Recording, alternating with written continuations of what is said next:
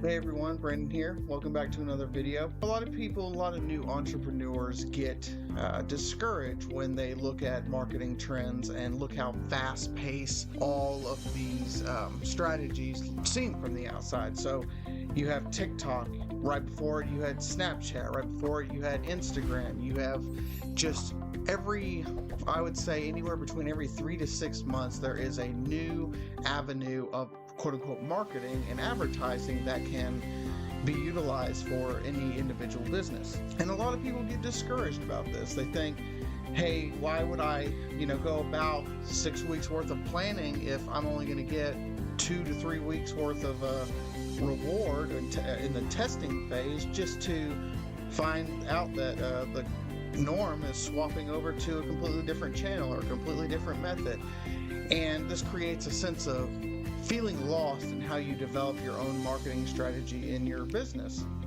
And I'm here to tell you that it's not as complicated as you might think it is when looking at these marketing trends, because they follow a underlining tone of one singular item, and that is your ideal audience and connecting you from your product or service to that ideal audience. Now, 10 years ago, I think it was around 10 years ago, I don't remember when MySpace and Facebook started, but I think it was 15, 20 years ago at this point. Anyway, so 10, 15, 20 years ago, when Facebook started, and we started advertising on Facebook. As an example, you cultivated a system of finding your ideal audience using that methodology. Facebook. I post something on Facebook, or I send my little messengers out for business coupons or potential sales, anything that was related to my business. This is all an example. So as an example, I throw that out there, and in that first year of Facebook, I get so-and-so responses, and I develop and cultivate an audience. This core audience that you start to develop from the base level of your business does not really fundamentally change unless you as a business fundamentally change.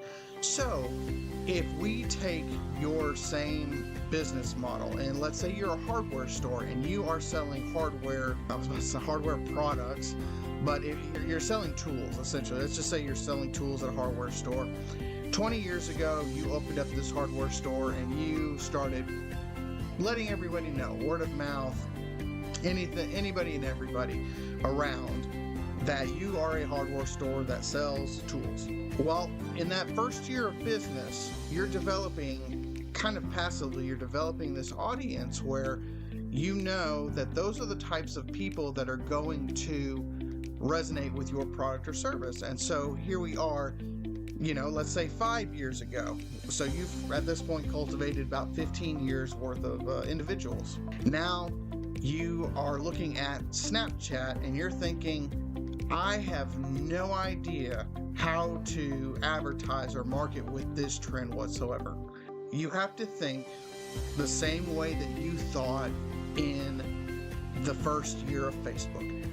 I am a product store, hardware store, selling tools, and I need to use this particular medium, which at the time was Facebook, now it's Snapchat, to reach my ideal audience. Well, over time, you'll notice that your ideal audience might not be on Snapchat. If your ideal audience at the time was 34-year-old to 45-year-old males, because you're selling tools, well, Snapchat at the time is not your ideal audience, because though at the time it was 16 to 23-year-olds. And then now we have TikTok. Well, TikTok, when it first started out, wasn't specifically for an older generation of crowd. It was for primarily a young generation crowd. And then over time, as it's the audiences of it.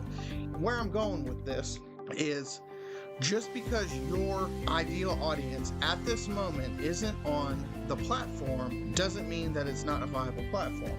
Also, when the idea of marketing trends that move too fast, and should you even try to keep up as this core question, the answer is yes, because of that window, right? Where at the time a brand new medium starts, it's usually for a younger crowd. It's usually for the up and coming audiences into adulthood. And it usually, because younger generations set the trend, older generations adopt trends over time.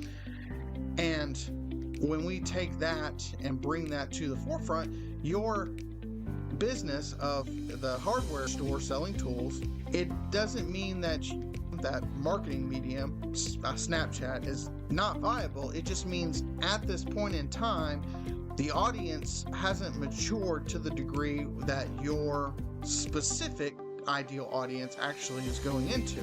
Let's say you're on the early trend and you say, hey, I know for a fact that Snapchat is going to be the future of my ideal audience. It just isn't for the next 6 months. Well, now you have 6 months to develop a plan and hit it hard and hit it fast when it actually starts, and you end up overshadowing your competition, taking a bite out of their market share.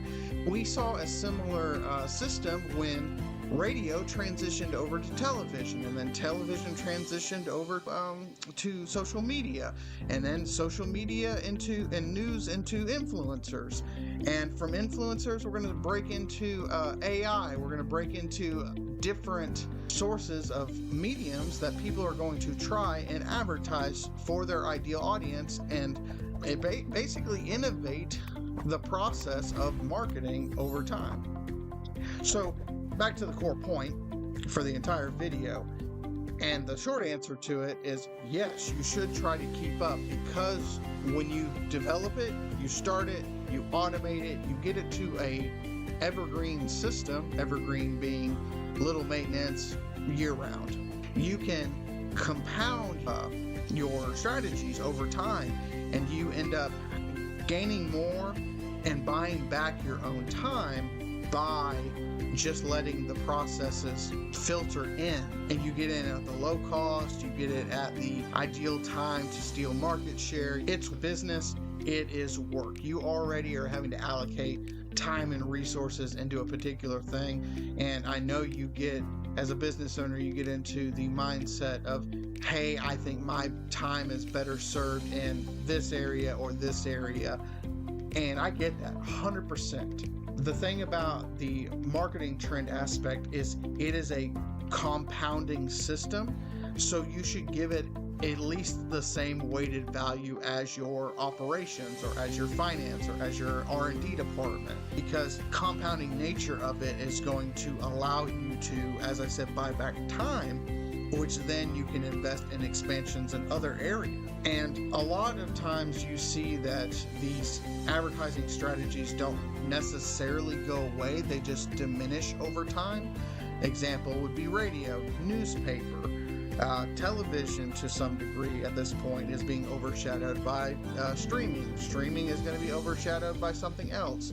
Eventually, all the previous mediums are going to be reduced down to fractions of percents, but that's still an audience that you can tap into for your business. And if you have done the work to already set that up, you're not backpedaling as the years go by. Alrighty guys, well, I think that was all I want to talk about for the topic. Again, this was about marketing trends and should you even care enough because of how fast they're moving. And if you have a differing opinion from me, please shoot it down below. Let's all have discussion and see how we can, I don't know, improve and streamline the process of thinking when it comes to marketing trends. And if you like the overall series, please like, subscribe, share it with your friends, share it with your family, do all that nonsense. Alrighty guys, I'll see you in the next one. Bye.